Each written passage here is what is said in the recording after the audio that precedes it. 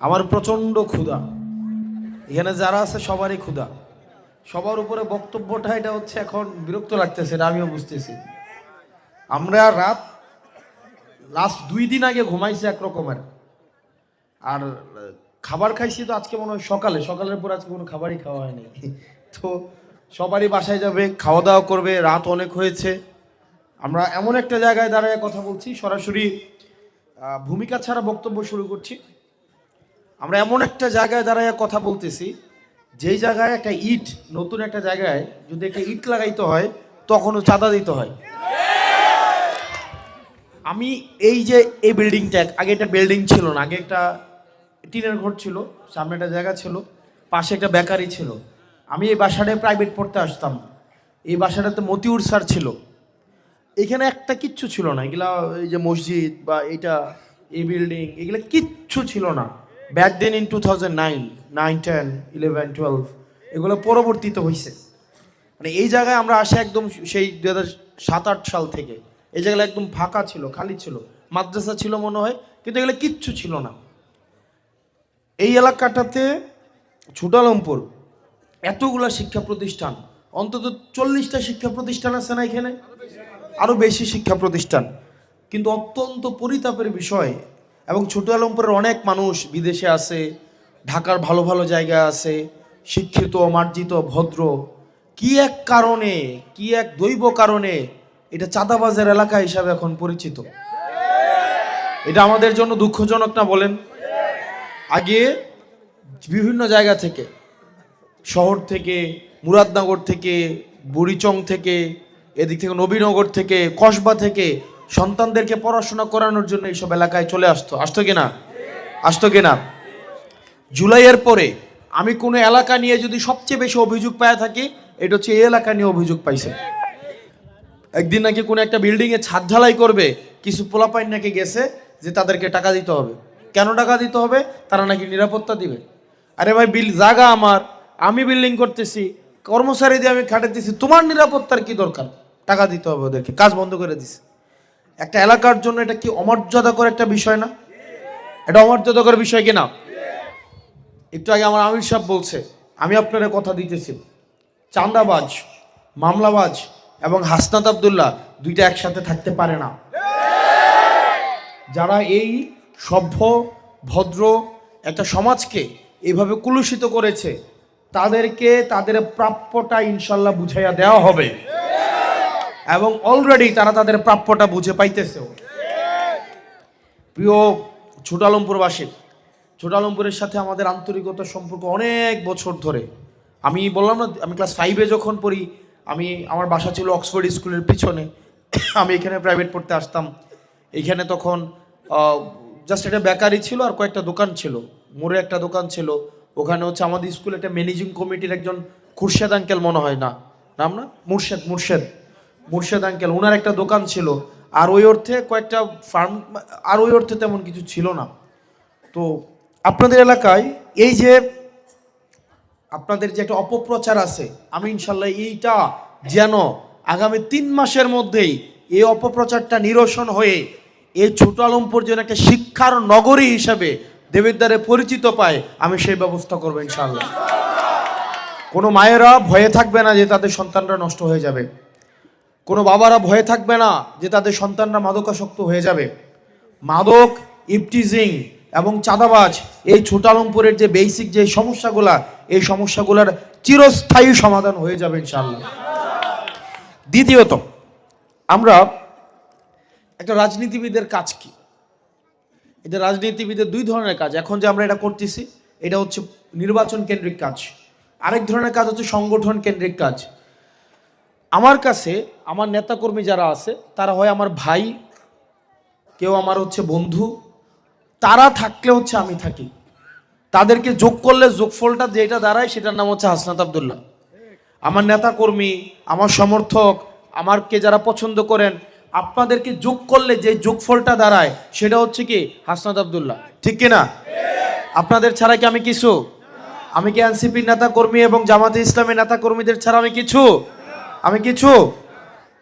অত্যন্ত পরিতাপের বিষয় আমরা দেখতে পাইলাম এই এলাকাতে সম্মানীয় আমাদের দুইজন মানুষকে মামলা দেওয়ার জন্য নিজের নেতাকর্মীদেরকে নির্দেশ দিতেছে যে যে 1000 টাকা যেটা হিরোইন সেবারা কর তারে পোস্ট দিয়ে রিমনের নামে সুমনের নামে 326-এ মামলা দে। অথচ এই রিমন সুমনরা বছরের পর বছর বিএনপির জন্য সময় দিছে, জীবন যৌবন দিছে, রাস্তার মধ্যে আওয়ামী লীগের সাথে লড়াই করছে, জেল জুলুম খাটে নাই। কিন্তু ভাগ্যের নির্মম পরিহাস, আল্লাহ এমন নেতা কারো কপালে দিও না আল্লাহ। সবাই বলেন আমিন। এরকম জালিম নেতা কারো কপালে দিও না। এই জালিম নেতা থাকাকালীন রাজনীতি করার থেকে রিক্সা চালিয়ে খাওয়া ভালো, ঠিক না? নেতা যদি কর্মীদেরকে চাপ দেয় এই লেখা লিখতে হবে, এই কথা বলতে হবে, 5 লাখ টাকা 5L কি ডিমোনা কার্ডনা কি লাখ, চিন্তা করেন, ভিক্ষা করে খাওয়া ভালো না? এর রাজনীতি করার থেকে ভিক্ষা করে খাওয়া ভালো কিনা? চাঁদাবাজি করে যদি রাজনীতি করতে হয় আমাদের কাছে আইসা বল, আমরা 100 করে চাঁদা তুলে দিয়া ভিক্ষা করে সংসার চালাই। না পারলে বলতে হবে তো, নাকি বলতে হবে না? আমাদের কাছে ভিক্ষা করে আমরা দিব তোমাদের কাছে। নিজের নেতা কর্মীদেরকে ফাঁসানোর জন্য আপনার মামলার হচ্ছে রেডি করে দেয়। আরে ভাই, আমার নিজের কর্মীকে বাঁচানোর জন্য প্রয়োজনে নিজের জীবন দিয়ে দিতে হবে, নিজের রক্ত দিয়ে দিতে হবে। এইটা হচ্ছে নেতা কর্মীর সম্পর্ক। আর কর্মীর থেকে যদি ফোন দিয়া বলে যে ব্যাংক খোলার দিন 5L 5 লাখ, 5 লাখ, গাঁজা খায়া ট্যাবলেট খায়া কোনো হুঁশ থাকে না। দেবিদ্বারে নির্বাচিত হই বা না হই, সন্ত্রাসের সাথে লড়াই করার জন্য কি নির্বাচনের প্রয়োজন আছে?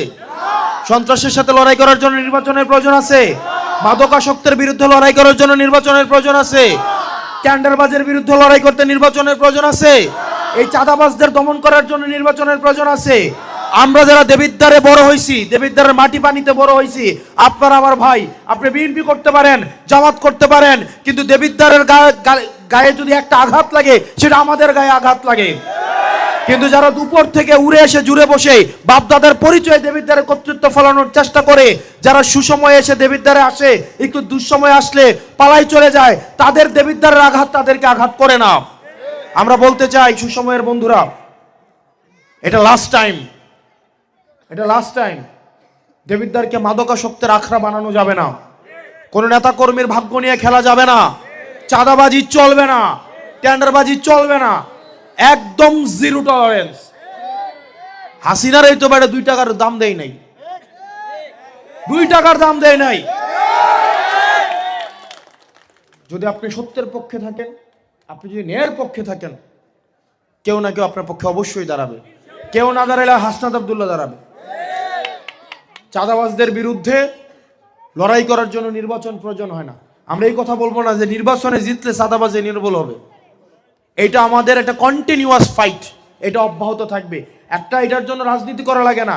আমি দেবিদ্বারের বাসিন্দা হিসেবে এটার বিরুদ্ধে আমৃত্যু যুদ্ধ ঘোষণা করলাম। আপনারা পাশে থাকবেন না?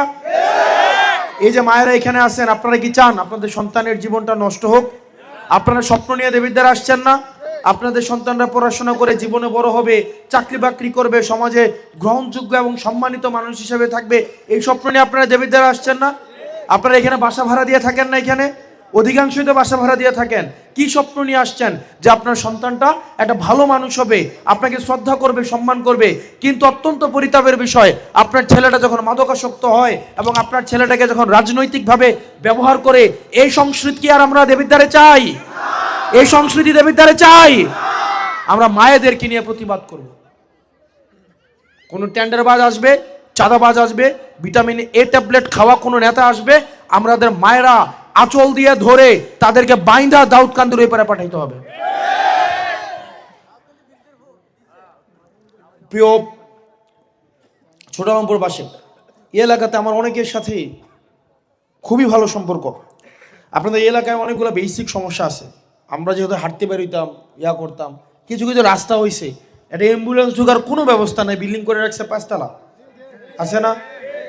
এটাতে ড্রেন নাই, পানি নিষ্কাশনের ব্যবস্থা নাই। এটা যদি একটা আগুন লাগে কেমনে এটা যাবে, ফায়ার সার্ভিসের গাড়ি যাবে, এটা ব্যবস্থা নাই। একটা রুগীকে কেমনি নেওয়া যাবে? অপরিকল্পিত একটা শহর হয়েছে না? আপনাদের এই ড্রেনেজ সমস্যা, স্যানিটেশন ব্যবস্থা, ইলেকট্রিসিটির সমস্যা, এই সমস্যাগুলো ইনশাল্লাহ এগুলো সমাধান আমরা করব।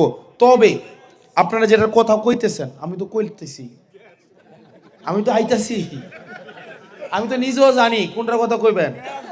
এই যে গ্যাস, এই গ্যাসের সমস্যা আপনার এটা আপাতত সমাধান করা যাবে না।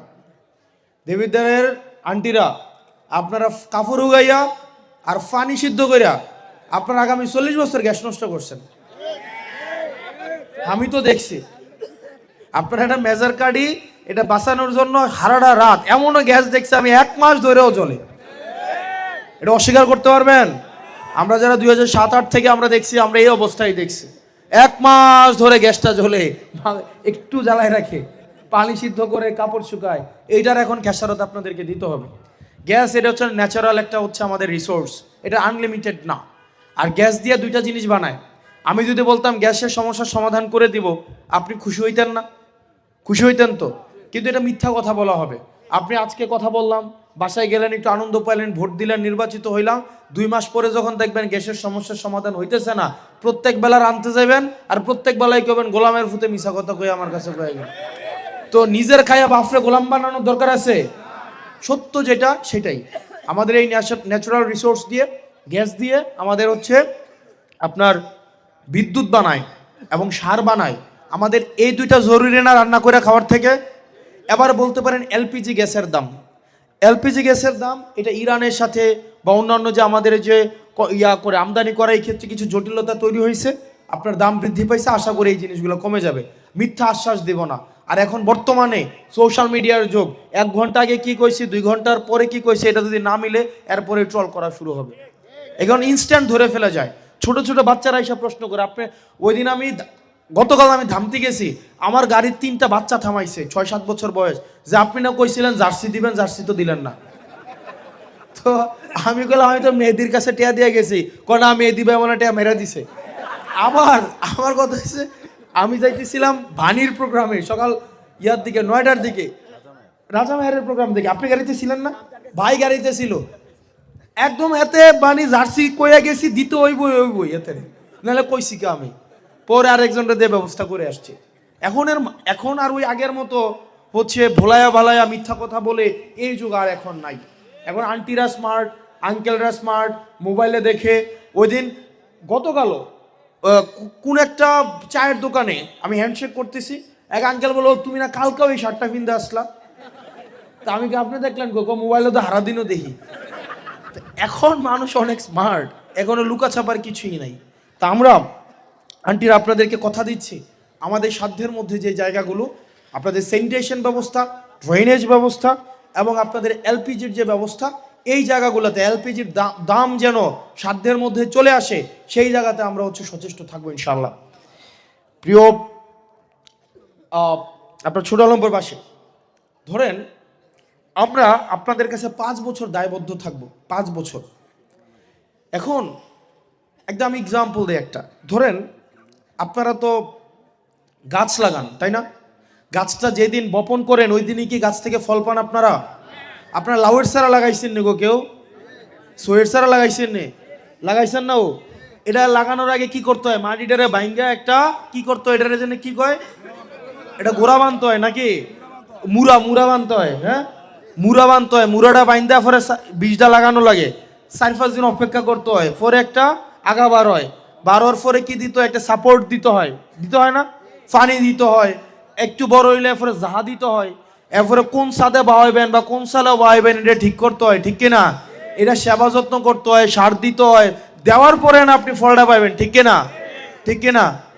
এখন যদি নির্বাচনের আগেও আমি আপনারা সেবা করতে হয়, আবার নির্বাচনের পরও আমি আপনাকে সেবা করব কেন? নির্বাচনের আগে কি আমি আপনাকে সেবা করব? আগের রাতে কি অ্যাডভান্স পাঠাই দিতে হবে?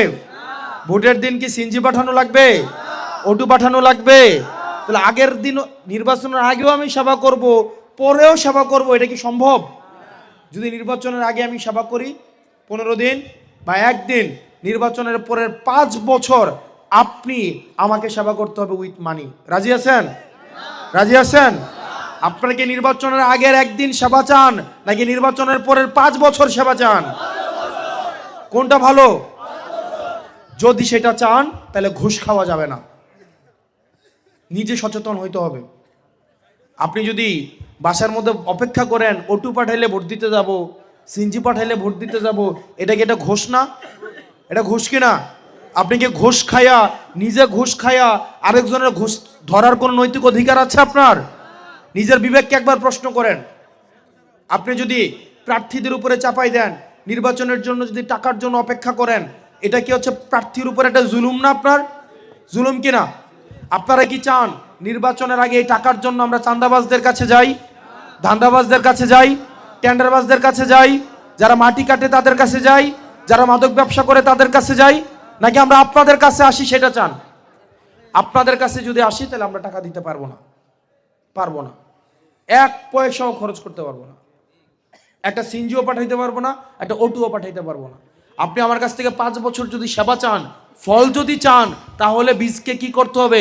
যত্ন করতে হবে, সার দিতে হবে, জাহা দিতে হবে, সাড়া দিতে হবে, সার দিতে হবে, তারপরে আপনি ফলের আশা করতে পারেন, ঠিক কিনা? সেজন্য আপনি যদি আগামী 5 বছর আমার সেবা চান, তাহলে আপনাকে অবশ্যই এই 12-13 দিন আমার জন্য কাজ করতে হবে। নির্বাচনের আর আছে কয়দিন? 11 দিন। আপনারা পারবেন না? পারবেন কিনা? 11 দিন আমার জন্য খাটতে পারবেন কিনা? 11 দিন যদি আমার জন্য খাটতে চান, আপনাদের কাজ খুব সিম্পল। মাগো আমি একা মানুষ, আমি 2 পায়ে কত জায়গায় যাব বলেন? আমি গত 72 ঘন্টায় মনে আমি 3 ঘন্টাও ঘুমাই নাই। আমি গত 48 ঘন্টার মধ্যে মনে আমি 1-2 বেলা খাইছি, তাও রাস্তায় গাড়ির মধ্যে হাঁটার মধ্যে। আমি একা পায়ে যেদিকে যাই একদিকে যাব, বাকি 3 দিক খালি থাকে কিনা? খালি থাকে না? আমার আজকে নির্বাচন, এই নির্বাচনে 116টা কেন্দ্রে নির্বাচন হবে, আমি আসি মাত্র কয়টা কেন্দ্রে? বাকি 115টা খালি কিনা? 115টা কি খালি থাকা যাবে? এটাতে কাজ হইতে হবে কিনা?